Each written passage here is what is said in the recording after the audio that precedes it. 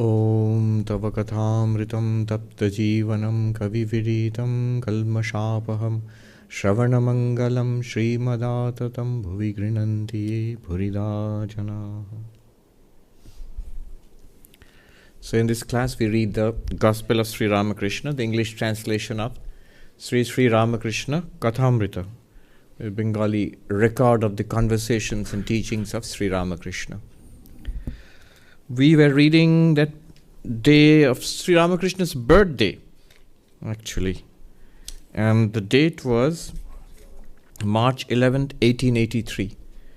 So an extensive description of conversations and what happened that day, because a lot of people had come because it was his birthday. Discussions were going on. Now, just to summarize some important discussions which happened, we read last time and the time before that. One gentleman had come. See, two contrasting things. A gentleman had come who was very well versed in Vedanta, who is to cultivate, at least study Vedanta, and he was talking about Om, the meaning of Om, the impersonal reality beyond this universe. And Sri Ramakrishna said to him, like Om is the name of God. Can one be satisfied just by the name? Will I be satisfied just by hearing your name? I have to see you. I have to see the person.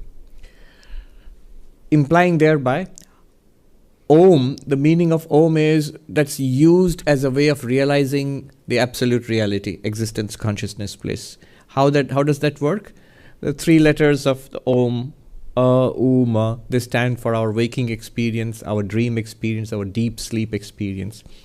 The way we experience life at three levels: physical, here, and subtle, internal, right now. Thoughts, feelings, emotions, ideas, that's a different dimension. It's quite different from the physical experience. And there's a causal level also, a seed level, corresponding to our deep sleep experience. And the Om stands for all of them. And Om says all of those are appearances of one transcendental reality, and immanent also, one consciousness which appears as the three of them. As you the waker and your waking world. As you the dreamer and your dream world. As you the deep sleeper and your potential deep sleep world, the darkness. Basically our entire experience of life, external and internal.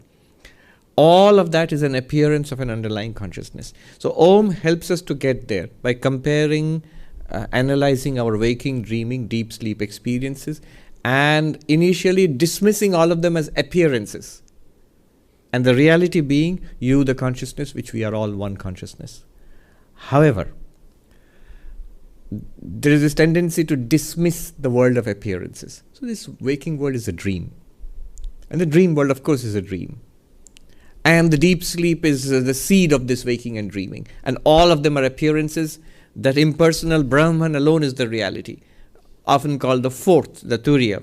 You, the waker, are the first. The dreamer, the second. Deep sleep experiencer, the third. And the fourth, the pure consciousness, which appears as all these three. Sri Ramakrishna here is correcting him, or sort of completing him by saying, yes, you will use Om to realize that you are Brahman. But then again, come back to this world, the waking, the dreaming. In another place, Sri Ramakrishna says, the Vedantins dismiss the waking, dreaming, and deep sleep to realize Turiya, the fourth. I, however, accept all. I take all, waking, dreaming, and deep sleep. Which means our world, this physical world, this life in this world, plus our internal lives. All of it, I accept. So that's one correction. Then comes another person, a Goswami, a Vaishnava Goswami. He comes and he says, Krishna is God. So the personal God, God as a person. And Sri Ramakrishna immediately corrects him also, says that no, there is, God is also impersonal. God is also pure consciousness, as the Vedantins say. There is... he spoke about Rama, the incarnation of God, and some of the sages, they didn't accept him as an incarnation of God. They said, there is pure consciousness, Brahman, that's what we are seeking and realizing. You, for us, Ramachandra, you are the son of Dasharatha. That means you're this human being. You're this manifestation. That's it. And Rama, of course, Sri Ramakrishna narrated it. He smiled and he walked away. And there were other sages who saw in him the incarnation of God and were devoted to him and surrendered to him. And a gentleman points out at that point that, were the sages, were they mad or they fools? They didn't recognize Rama as the incarnation of God. And Sri Ramakrishna corrects that person. He says, no, don't speak like that. So that is also an attitude. So he corrects the Vaishnava Goswami in two ways. So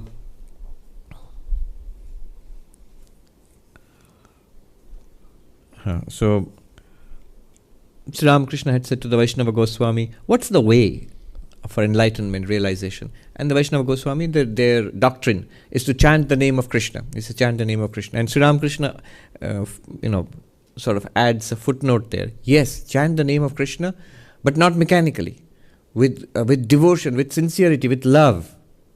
And also the importance of an ethical life. He talks about the man who would wash away his sins, dipping into the Ganga, and then the sins fly off and hide in the trees. And when he comes out of the Ganga, the sins jump on him and, they possess him again. So the idea is, yes, give up all sinful conduct and sinful thought, all negativities, and try to hold on to that. And chant the name of God. Then the chanting of name of God will be effective. Will take you to God realization. So already 2 points of correction. One is not just the form of God with form, but God without form too. And spiritual practices, whether it's the chanting of name of God or anything else. It could be devotional worship, it could be rituals, it could be meditation, it could be philosophical investigation. All of that, they have to be founded on solid moral, ethical foundations. Then one more correction. He says to the Goswami, he notices that, so we have a trick-or-treater coming. He knows that the Vaishnavas have this little thing that only my way or the highway. And then he points out, Sri Ramakrishna, unasked, he says, with sincerity and earnestness one can realize God through all religions. The Vaishnavas will realize God, and so will the Shaktas, the worshippers of the Divine Mother. The Vedantists, whom the Vaishnavas have a great, especially the Bengal Vaishnavas, have a great rivalry with. So the Vedantists will realize God. The Brahmos, who were a new reform movement of Hinduism in Bengal at that time. The Muslims and the Christians will realize Him too. All will certainly realize God if they are earnest and sincere. And then he goes on further. He says, some indulge in quarrels, saying, one cannot attain anything unless one worships our Krishna. Or, nothing can be gained without the worship of Kali, our Divine Mother. So he is himself a worshipper of Kali.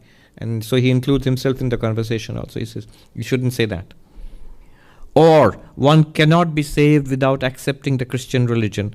So at that time, there were Christian missionaries active in Calcutta, which was this was the capital of the British Empire at that time. And then Sri Ramakrishna, what is his view about such things? This is pure dogmatism. This is pure dogmatism. The dogmatist says, my religion alone is true and the religions of others are false. This is a bad attitude. God can be reached by different paths.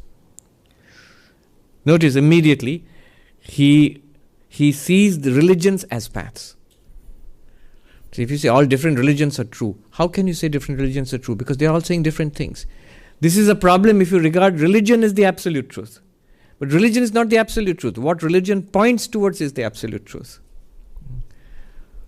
John Hick, who is a professor of religion in contemporary times, he has pointed, the model he uses is, religions of the world are planets circling a central sun.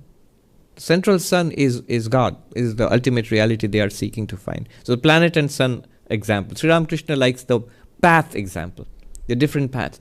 Paths are different. Paths are different. Roads to the same goal are different. But he says there is a real goal. And it can be reached. And it can be reached in different ways. And it has been reached in different ways throughout the centuries and the millennia. Another kind of quarrel. Further, some say God has form and is not formless. The Vaishnavas say that. The person he's talking to, they say that. Thus they start quarreling. A Vaishnava quarrels with a Vedantist. So then he goes on to talk about the story of the 5 blind men and the elephant. They touch different parts of the elephant, and they, the old story. Someone touched the leg of the elephant and thought the elephant is a pillar. Someone touched the tail of the elephant, thought the elephant is a rope. Someone touched the trunk of the elephant, thought the elephant is like a pipe or something. And the ear of the elephant, and thought the elephant is like a fan. But they were not wrong. The only mistake was thinking, that's it. I know the elephant as it is. They knew an aspect of the elephant. Similarly, the ultimate reality, different religions, different spiritual teachers, different masters have realized different aspects which are true because they have touched the elephant, God. They have reached the goal. They have fulfilled their own desires, and if anybody follows them, they will also reach the goal of life, that is God realization. However, that's not all of God. And the different teachings also, not all of God, the different teachings, they're all true also, because they are different aspects of that same reality. How can even contradictory things be different aspects of the same reality? How can you say the same thing is with form and without form? Big quarrel. Hindus are often accused of idolatry, the worst of worst sins, So how can you have with form and without form? Sri Ramakrishna goes on to give an example. He says that God is both with form and without form, the same reality. And then he gives the example of the iceberg and water. So by intense cold, the water freezes and becomes an iceberg. And then he says when the sun of knowledge, but when the iceberg has forms, and different icebergs have different forms, and they are nothing but basically the same water. It's the same, literally the same thing. And he says the sun of knowledge rises and the ice melts, and you have just water everywhere. So that is going from a dualistic spiritual experience, genuine spiritual experience, because the person who experiences the iceberg experiences the water, but also realizes when the ice melts is that it was always the same water. And the impersonal reality, he says, water above, water below, water in front, water behind, everywhere water. That is the thing. He is talking about the experience of Brahman, the infinite existence, consciousness, bliss. However, then he goes on to say something slightly mysterious. He adds something more. But you may say that for certain devotees, God assumes eternal forms. There are places in the ocean where the ice doesn't melt at all. It assumes the form of quartz. Quartz is not quite the correct translation. In Bengali, I saw Sri Ramakrishna use the word sphotiker moton hoye jay, like crystal. So like you can imagine pure ice, in the Arctic or Antarctic regions, blazing, reflecting sunlight, so like crystal. Regions of eternal ice, where they don't melt at all. Now, why did he say that? There's something happening underneath. When he says, where the sun of knowledge rises and the iceberg melts, the Vedantist will say, yes, exactly, that's what we are saying. To think that the forms of our God or reality, that's ignorance. So sun of knowledge rises, your ignorance goes away, and the iceberg melts and you realize it's the one formless existence, consciousness, bliss. That's what we were saying all along. The God with form is not the reality, or it's a lower reality. And this runs absolutely counter to the Vaishnava theology. The Vaishnava theology is the form of Krishna, Nitya, eternal form of Krishna, and the eternal Dhama. Nitya Sham, Nitya Dham. That means Krishna is eternal, the form of Krishna is eternal, and the abode of Krishna, the divine, the celestial Vrindavana is eternal. It's not temporary. It's not that you go a second base camp, then you go to the peak of non-duality. No, not at all. This is the ultimate truth, and it's forever. And Sri Ramakrishna supports that too. He says, yes, there may be. For certain devotees, that's what they want, and they will have, and that will continue. They won't have that experience of the sun rising, oh my God, it's all melting away. My Krishna has melted away into that useless Brahman. No, that won't happen. this is an underlying, I won't say problem, an issue. So there is this wonderful story which Sri Ramakrishna approved of, the story of Hanuman, and Ramachandra asking Hanuman, how do you see me? What do you think of me? And Hanuman says, as a body, I am the servant, thou art the master. As a sentient being, Jiva, I am a part of you and you are the whole of it. And as pure consciousness, you and I are one, not part and whole. Not a relationship of servant or devotee or friend, no. So you and I are one. Jiva buddhya dasoham, no. Deha buddhya dasoham, jiva buddhya twadangshaka, atma buddhya tvamevaham, iti me nishchitamati. And Sri Ramakrishna liked this attitude. Here you see the dualism, Dvaita is there. Vishishta Dvaita, qualified dualism is there. One and part of the one. And non-duality is there. One and only one reality. Where God and the human and the divine are one reality. And all of them are true.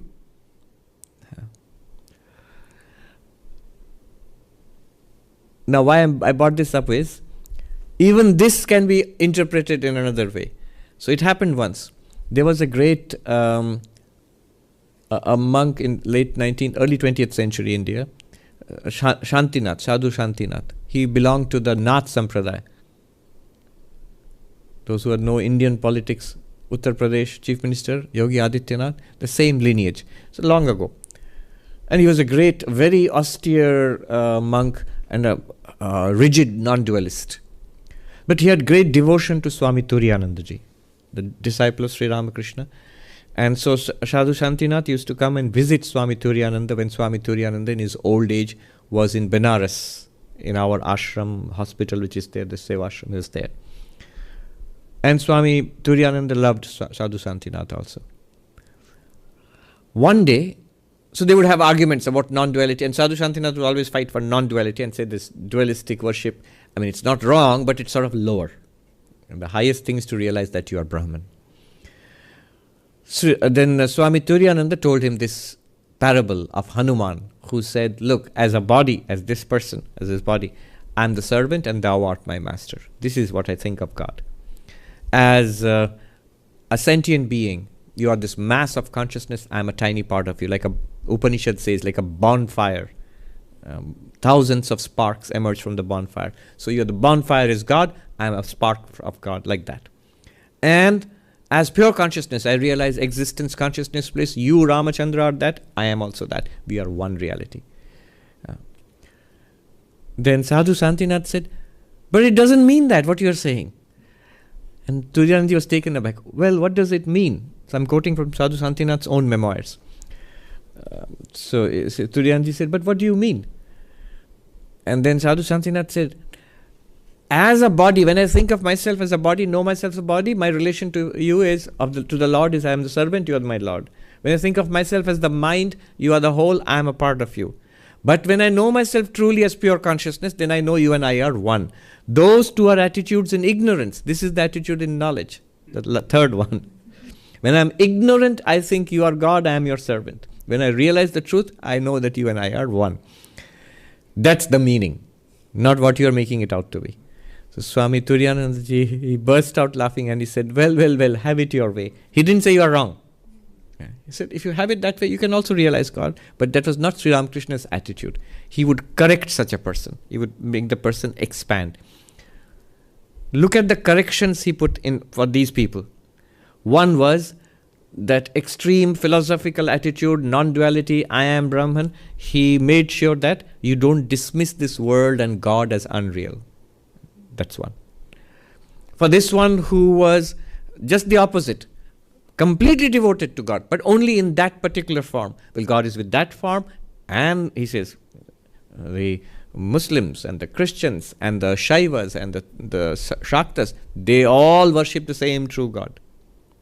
And so, all forms are true, and also formless. He says Vaishnavas and Vedantists quarrel, but the formless, God is also formless. And another correction he made was when he said, what is the way? And different people give different answers. If you ask a Vedantist, he will say, inquire into who am I. If you ask a yogi, he will say, meditate. awaken the chakras in your body. The devotee, worship God, love God, establish a relationship with God. And so this Vaishnava master, of course, he is a devotee of God. So he says you have to chant the name of Krishna in this age. That's the way. And Sri Ramakrishna says, yes, but it must be done, it must be with a foundation of ethical life, and it must be done with love and sincerity. Then it will work. Before we go on, there's a change of subject. If anybody has any comment or observation, you're always free to raise your hand. I'll call upon you to say what you want to say. Harmony of religions, form, formless. Yes. Worshipped God. They had all these devotional songs to God. They didn't say, I am Brahman. Or the Christians, the Muslims, they would always say that God is entirely without form, but still dualistic. Is that what you were asking? Yeah, when there is, in ignorance, when there is jiva, then there are forms. But as I said, even a jiva, as a sentient being, and I think of myself as a person, I can still think of God as formless. Oh, okay. Because as jivas, if I ask you, what are you, with form or formless? You'll say, first answer is, of course, with form, we have forms. But really, as persons, as minds, as thoughts, as a personality, does it have a form, like a physical form? No. And if you say we all believe in ourselves as immortal souls, this is not the first life, this will not be the last life, this body will die and will go on to live other lives. So, in that case, the body dies, the body has a form and the body dies. It's not that the soul dies and the soul has no form then. So even now, as jiva, sentient beings, we are this peculiar combination of form and formless. Yeah. Similarly, God is formless, but can appear in many forms. And it's not a problem in Hinduism because it's almost inevitable in Hinduism. Because in Hinduism we feel God is not only transcendent but also immanent. The divine is in and through this entire universe. It is that divine which has taken all these forms. If you, the formless soul, can take the form, why can't God do it? God does it. So Thakur says actually the ultimate reality is beyond form and formless. Yes, he will say that. Swamiji, my question is in the form and formless, what you were explaining, in the Advaita inquiry, which I generally practice, I practice the Buddhist ways as well, the Sat and the Chit aspect becomes clear with the formless, becomes very clear as you proceed. But when it comes to the Anand aspect, it seems that the being in the form is inevitable, otherwise you just lose it. No, that's because we are thinking of Ananda, bliss, as a feeling. One might say, yes, what else is bliss but other than a feeling? Yeah? Feeling, happiness, satisfaction, fulfillment. No. Sat means existence. Chit means consciousness. And Ananda means bliss. But what does Sat mean? Existence not as an existing thing. So, tables, chairs, these are existing things. Existence itself is not an existing thing. But all existing things are based on existence. They cannot exist apart from existence. Like gold and ornaments. Each ornament, necklace and bracelet and all, they have particular forms. They are existing ornaments. But their existence depends on gold. Gold by itself does not have a form. Similarly, existence by itself is not a thing. But all things, it's more real than any existing thing. Existence itself is more real than any existing thing. So existence is the reality of which existing things are appearances. Similarly, when we say chit, consciousness, we think, yeah, consciousness, here I'm conscious. No. Right now when I say, here I'm conscious, we are conscious. What do you mean by when we say, what do we mean when we say we are conscious? We are conscious of thinking, remembering, desiring, hating, understanding, forgetting. All of these are conscious activities. And perception, seeing, hearing, smelling, tasting, touching, this is what we call we think by consciousness. But no, chit is not like this. Chit is that which appears in all these forms. that which gives us the experience, first person experience of all these forms of consciousness. This is mental or sensory forms. Similarly, Ananda is not a particular happy feeling, but it is the source of all happiness. That which is all happiness, it comes from Ananda. But by itself, Ananda is not a particular type of, it's not lots and lots of Ananda, lots and lots of happiness, trick and treat happiness, lots of it. No, it's not like that. That's one way of understanding. This is a negative way, what it is not. But what is it, Ananda? It is that limitless Sat. I am immortal existence. I am never flickering awareness, the ever shining light of awareness. That limitless existence consciousness, when you contemplate it, you will notice that is also fulfillment. That wants nothing in this world. Yeah, I think you answered the question, because Yeah.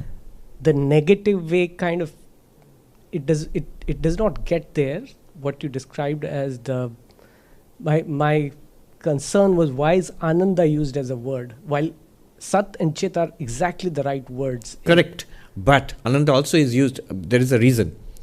I'll tell you the reason. But the first reason, if you ask a traditional Vedanta Pandit, they will immediately go to the Upanishad. Ananda is used because Upanishad says so.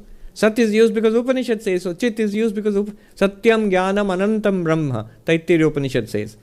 Limitless existence consciousness is Brahman. Another place it says Anandam Brahma Vijaniyat. No Brahman to be Ananda, bliss.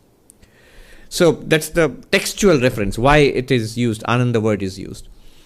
But there is another reason why it is used. This ultimate reality which we are looking for is fulfillment. It struck me just a few months ago, simplest of things, that all of philosophical inquiry has three questions. The entire range of philosophy has three main questions. Philosophy has three branches. One question is, what is real? Is the world real? Is matter real? Is mind real? Is God real? Brahman real? What is real? And that branch of philosophy which deals with reality is called ontology or metaphysics. Used to be called metaphysics, now it's called ontology. From the Greek ontos, which means being, existence. Study of existence. What is real? But immediately the next branch of philosophy comes up. How do you know? Anything that we say, we must justify. How do we know anything? Even if you say God is real or matter is real. But then the question will be, how do you know that?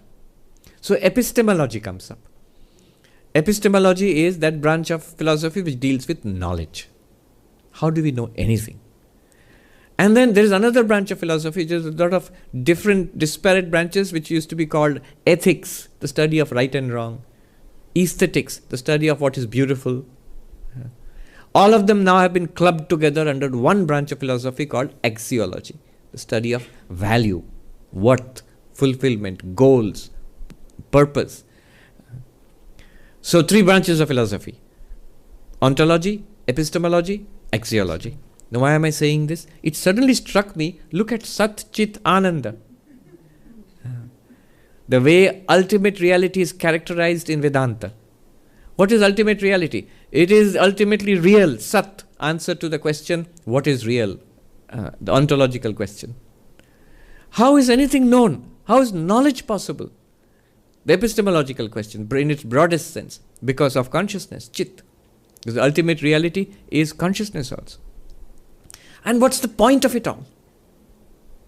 Every philosopher, every scientist, every system of thought, secular and religious, has to answer this question. What is the point of it? Some will answer by saying there is no point to it. Some will say. Some will say there is a religious point to it. Some will say there is a humanitarian point to it. Some will say there is a scientific point to it. This entire cosmos. What does Vedanta say? Ananda. Fulfillment is the point of it all. What is that Ananda? It is the same Chit. What is that Chit? It is the same Sat.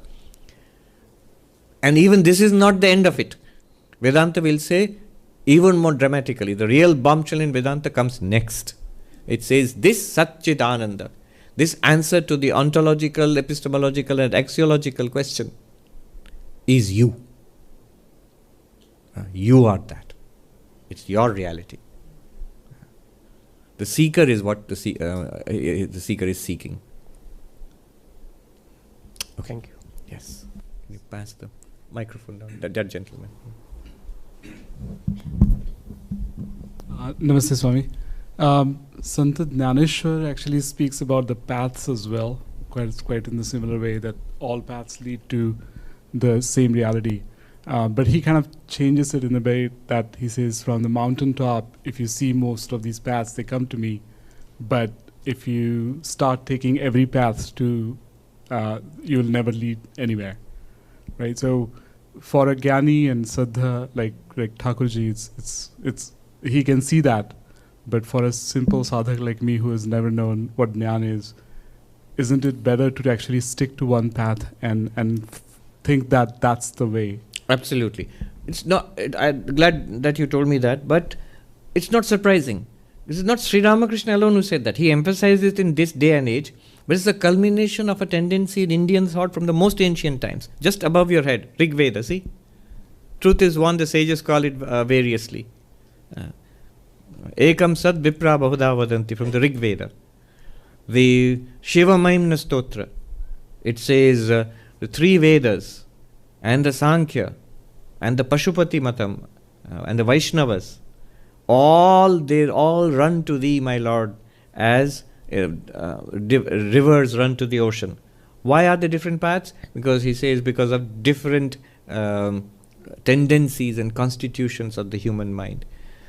Trai Sankhya Yogam Pashupati Matam Vaishnavamiti Prabhinne Prasthane Paramidamada Pathyamiti Cha Ruchinam Vaichitriad Riju Kutila Nana Pathajusham Nrinam Eko Gamyas Twamasi Payasam Arnavaiva Shiva Mahimna Stotra. And like that, in different parts of India, in different branches of Hinduism, you will find this very liberal and very accepting, very open way of looking at things. And it's been there all throughout. All throughout it's been there. It is in fact one of the things Vivekananda thought that Hinduism can teach the West, can teach the world. It's something that is very useful. See it even today. It's the possibility that all these ways are true. And they are valuable and they have to be preserved. Not that one has to survive, other one, everything else has to be wiped out. Not that one is true and everything else is false. I have seen, you might think it's a great idea, but I have seen people shrink back from it. Sometimes they shrink back from it for philosophical reasons. They say, no, what is your concept of truth? Which can say it can be two contradictory things at the same time. Look, form and formless. Or they shrink back for sectarian reasons. I feel if I follow a particular path, a narrow particular path, and I feel this is the truth, and nothing else is the truth, and then you give me this kind of a teaching that all the paths are true, then I'll feel threatened. I've begun to understand that. Why people don't, we think it's a great idea that all these different paths are true and this is very good. They all lead to the truth. Even those who are there was a strong rivalry between different systems in India. So, for example, he mentions the rivalry between the Vaishnavas and the Vedantists. But notice what they did in India. The Vedantists never said that the Vaishnava system was wrong or false or they're going to go to hell. No. They would just say that our path is superior and that's inferior. That's base camp and we are at the peak. See, I'm here at the top. And the Vaishnavas did exactly the same thing. They reversed it. They said the non-dualists are just the beginning. We are the highest. Impersonality is sort of primitive and personality of God is the highest. We talk a bit of it like a ladder. At first, dualistic religion, I and God are separate. Then the next rung in the ladder is, I feel the oneness with the divine. And divine is all-encompassing and organic unity, including everything. And finally, no, not even organic unity. There is only one reality, which is appearing as many, the top of the ladder. And Swami Bhuteshanandaji, who was the 12th president of the order, when he was asked, so it's like a ladder, like the dualistic religions at the bottom, because we are non-dualists. We always want to be at the top of the ladder. It's a risky place to be, of course, top of the ladder. So it's at top of the ladder, it's like a ladder, like the dualistic, then qualified monistic, and then the non-dualistic. And the Swami, he would speak in a slow drawl. He said, ladder can be reversed also. So even then, my point is, they did not say one is right and the others are wrong. All right. But your question was, isn't it, this is all very good, but isn't it better to stick to one path? Absolutely. Sri Ramakrishna taught that too. The parable of the man who was digging a well for water. He dug hard, but after some time, it's hard work, no water. Somebody told him, try there. And he went and started digging a new well. He continued to do that. At the end of the day, he had dug 6 shallow holes, no water anywhere. But if he had stuck to the first place, maybe he would have found water by the end of the day. End of the day is the end of the life. By that time, he would have found reality. So Sri Ramakrishna says, Ishta Nishtha. In Hinduism, how do you ensure this when you have such a wide variety, tremendous variety of options, different approaches? How do you focus? There is the technology called Ishta. Ishta means the desired deity. So God is all of this. But when you want to realize God, you must focus on one form and one name. One approach. A Vaishnava approach. Even there, is it Rama or Krishna? Is it Narayana or Kartikeya? One approach. And then you practice according to that. When you are going to a goal, you know all these paths will take you there. If you keep switching paths, then you are not going to get there. Although all paths are valid, but you are going to get into trouble if I've got an Apple phone and an Android phone, they have some rivalry. Taking you to the same Vedanta society, they'll give you 2 different routes. So yes, one path. But what this does for us, then practically how does this help us, all these teachings? First of all, it removes fanaticism. It's a demon. Fanaticism is a demon. It removes fanaticism. Now what is going on in the world? One is an entirely secular war, Ukraine and Russia. And I was reading that the Orthodox Church is badly caught between, because they are both Orthodox Church members now. Which one do they support? Eastern Orthodox Church. Another one is Jews versus Muslims. So this teaching is we need this. It removes the demon of fanaticism. But what it does for us personally, you see, I am not a fanatic. What does it do for me? What it does for us personally is we stick to our home tradition. You have a deity which you worship and a mantra and a particular practice. That's your home tradition. And Sri Ramakrishna recommends you must stick to it. Dig a deep well. Then you will get the water of eternal life. However, we can also benefit from all, because we are not fanatical. Therefore, it is so beautiful to learn from the Christian mystic, from the Islamic Sufi mystic, from the Buddhist, from the Vaishnava, from the a non-dualist. But I am very, so many wonderful things we can learn about bhakti from the devotional paths, from the Vaishnava paths. I was just reading today, there was one Suren Maharaj, Swami Sarvapriyananda, very old Swami. I never saw him. Swami Chetananandji met him, the Swami who is in St. Louis now. So he has written about his meeting. Sarvapriyananda was a disciple of Swami Brahmananda, and he said he spent all his life in austerity and study, Vedantic study. He had spent some time with Swami Turiyananda also, Swami Sarvapriyananda. So Swami Chetanananda said to him, please tell me about your experiences with Swami Turiyananda. And the Sarvapriyananda said, Swami Turiyananda used to stay on a very high spiritual plane all the time. One day, when we were walking down a street, that means Swami Sarvapriyananda and Turiyanandaji, they came across a sweet seller who was making the Indian sweet jalebi. So he was frying it in ghee and then putting it in a sugar syrup. And Turiyanandaji said to him, Suren, his name was Suren, look, that's our ideal, to be jalebi. What does it mean? We must fry ourselves in the ghee, the butter of knowledge, and then dip ourselves in the syrup of love. Combine knowledge and love. And he says, Jnana Mishra Bhakti. Knowledge and bhakti together. This is our ideal in our monastic order. Yeah. The gentleman there. Yeah. And then behind you, one gentleman. Namaste, Swamiji. I wanted you to explain a little bit more about the Turiya state.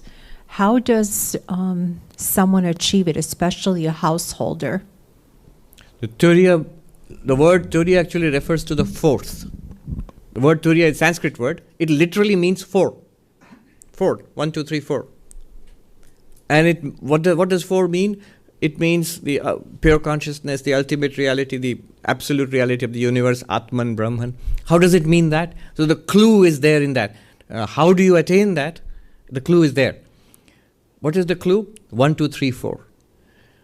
Notice, when we look into ourselves, so the method is self-inquiry. Self-inquiry. What is self-inquiry? Inquiring into what am I? Taking a good look at ourselves.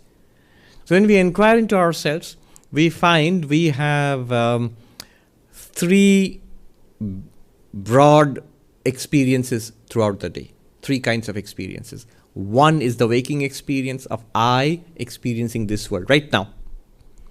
Also, 2 is the dream experience when I completely forget this world and I enter into a kind of a virtual world. I don't think it's a virtual world. I think it's a waking world. I am there and the world is there. But later I snap out of it and call it a dream. Oh, it was a dream. It was all in my mind. And then 3rd, when I'm switched off, like a computer being switched off, I am not gone. Everything is there. Memories are there. Personality is there. Mind is there. But I don't experience anything. I don't experience a world. I don't experience dreams. I don't even experience my own existence. No experience of any particular thing is there. That's called the deep sleep state. So these are broadly the 3 kinds of experiences I have. Now this Mandukya Upanishad, there what the analysis is, the first one, you the waker and your waking world, just call it number 1.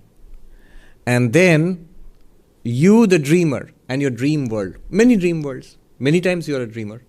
So that we call it number 2. And you in deep sleep, where you and your world are merged together, there is no distinction, just blank. Call it number 3. Now notice that all 3, we claim, I was the one who was awake, I was the one who dreamt, I am the one who was in deep sleep and now I'm awake again. That means it is 1 actually which is appearing as 3. You, whatever you are, you were the waker and you experienced this world. You dreamt and you experienced dreams. And you did not experience anything for a while. Waking, dreaming, deep sleep. That underlying consciousness is called the 4th. Not by the Upanishad, by the commentary written by Gaudapada, Shankaracharya's guru's guru. He wrote an extensive verse commentary on the Mandukya Upanishad. And there he said, look, waker, dreamer, deep sleeper, call them 1, 2, 3. And the underlying consciousness, call it 4. However, it's not a state. The Turiya is not a state. It is the reality. It's like saying a bracelet, a necklace, and what else? A tiara. Yes, a tiara. A bracelet, a necklace, and a tiara. All are made of gold, golden. Now, will I say that the gold is another kind of ornament? The bracelet is an ornament. The tiara is an ornament. The necklace is an ornament. And somebody tells me, look, all 3 are the same. It's the same piece of gold which was made into a necklace and melted down and made into a tiara. If you think of it being melted down and made, then you get the sense of it's literally the same thing, literally the same material. And it was made into a necklace and a tiara and a bracelet. Now, if you say gold is a 4th, it's not necklace, it's not tiara, it's not a bracelet, it's the 4th. But it's not a 4th kind of ornament. Rather, it's the reality of those 3 ornaments. And indeed, any other ornament you choose to make out of it. So it's the underlying reality of the 3 ornaments.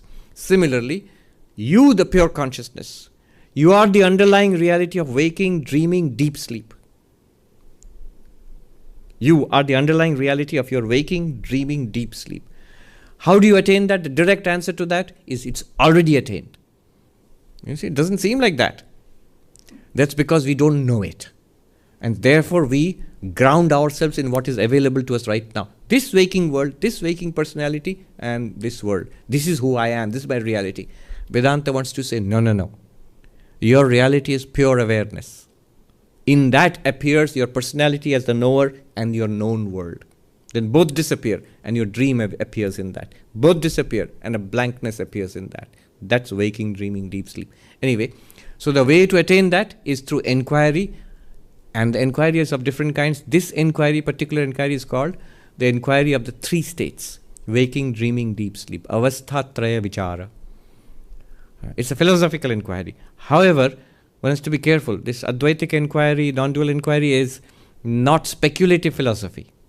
Not where you sit and rationally think and construct a system. No. It's an inquiry into our lived experience, what a philosopher would call a phenomenological inquiry. As we experience life, take a close, reasoned look at that, you will see the truth. The truth is right here. You don't have to generate it, you don't have to become it, you don't have to attain it. It's right here. You are it. In fact, assuming that you're attaining it is you're signing up for misery. Often there is no other way than thinking that there is God realization and I have to attain it. There's no other way than thinking that way, because we have tied ourselves into so many knots that to untie those knots will require some effort. You know? In Advaita Vedanta, all spiritual practice is negative. It just removes the problems we have created for ourselves. Not positive, not that it makes you more spiritual. It shows you that you are the spirit itself. All spiritual practice is to remove the mistaken notion that we are not the fourth. Remember, Vedanta says the fourth is not the fourth, fourth is the one, which appears as three. With respect to the three, waking, dreaming, deep sleep, it seems to be the fourth. So that's in the nutshell. But I would refer you to a talk I gave, Who Am I? If you look it up, Who Am I? There, this has been discussed in detail. The gentleman there. Pranam Swamiji. So you talked about the problem of, or the branch that studies value. So my question is about inherent value. So if we take, I had this debate many years ago and I'm still not clear with my friend, does a brick of gold have any inherent value in it? And at that time I maintained that it does. You know, many arguments can be made, and he was saying there's no inherent value in it. So what would be your... There is inherent value, but Vedanta would say there is inherent value in Brahman, in existence itself, in you. See, it reconciles both the positions. When you say it has no inherent value, and somebody says it has inherent value, Vedanta would say both are right, but not in the sense either of you think. Everything has inherent value because it is Brahman. And that Brahman is you. Because of you, everything else has value. Now notice, what are the two positions? One is things have value in themselves. Money has value, these objects have value in themselves. And we recognize that value, and then we use it and transact with it. Another would say that no, it's a construct. Value is a construct. There is no value there. We have given meaning to it and value to it. What does Vedanta say? Both are right. The things themselves have value not because they are money or anything, because they are Brahman. And it is you who is giving that value because you are Brahman. I am just reinterpreting both positions in terms of what Vedanta would want to say. So nothing is special and everything is special. Yes, beautifully put. Nothing is special. When the moment Vedanta would say, this is the way I am translating special as Vishesha. Brahman, the absolute reality, is Nirvishesha, non-special. The moment you attribute speciality, this is the speciality of this thing, that's the speciality of that thing, you have samsara. Brahman is Nirvishesha. Even becoming enlightened and realizing I am Brahman, that's not a speciality. The mind wants it to, it's my project, and it grasps spirituality and enlightenment as a very precious possession. See, I am spiritual, at least that much I have. No, not at all. True spirituality means a profound humility, because you will see the divinity everywhere. Whether they know it or not, They are God. Everybody in this universe. One of our Swamis, Ashokanji, he writes beautifully in one place. Even in Vedanta, we have this idea of greater or lower manifestation. There are lower manifestations in an ant and a higher manifestation in a human being. But he said, it didn't ever gel with me. I felt from the highest perspective, it should be the exact same thing. No matter if it's a tiny creature or a huge creature. No matter if it has lots of abilities or very few abilities. No matter if it's very intelligent and create a civilization or it can't do anything except crawl on the ground. From an absolute perspective, it's exactly the same reality. It should be there. And that's what Vedanta wants to say. Nothing is special. There's only one thing special, which is the underlying reality of the entire universe, which appears as all things. The moment you throw speciality into things, you have samsara. Likes and dislikes, better and worse, gradations and all of that. Notice Vedantic inquiry is often dismissing all speciality. Neither father nor child, nor guru, na shishya, na tato, na mata. I am not a Brahmana, Kshatriya, Vaishya, or Shudra. I am not a male or a female or any other gender also. And then I am not a student or a householder or a forest dweller or a sannyasi. I am existence consciousness bliss. But what is that existence consciousness bliss? It is what you are transacting with as this world, including all these gradations. Yes. You wanted to ask? Let that be the last one, and then we will go a little more. Pranam Swamiji. I also had a question about Satchidananda, the way you explained it just now, and you referred to ontology, epistemology, and axiology. In my reading, I came across the explanation that every object in the world has Satchidananda manifests as Asti, Bhati, and Priya. And it's the Priyatva which points towards Ananda. Yes. Could you please elaborate a little? This is in Drigdrishya Viveka. Asti, Bhati, Priyam, Rupam, Namam, Chayeti, Angsha, Panchakam. In every experience, it's a very interesting analysis. In every experience, 5 aspects are noticed. It is 1. It shines 2. It is dear. You might object here, but it is dear. It is beloved. It is a source of happiness and pleasure. It has a name. That means a name, label, or a concept associated with it. It has a form, a physical form, an auditory form, some kind of presence in the world. These are the 5 aspects. And then Adyatrayam Brahma Rupam. Tatodvayam Jagat Rupam. Jagat Rupam Tatodvayam.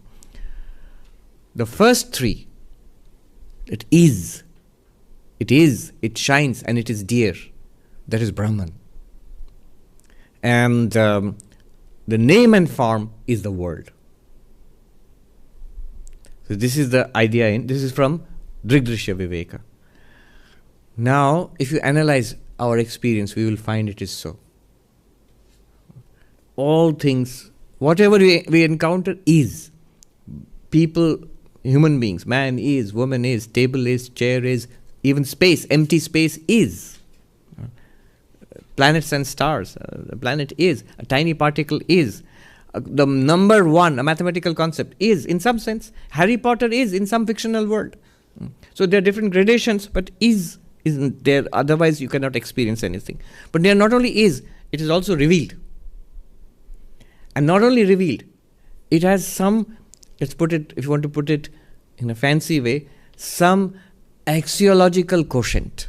It has some value for us. The joy is somewhere there, we are looking for it.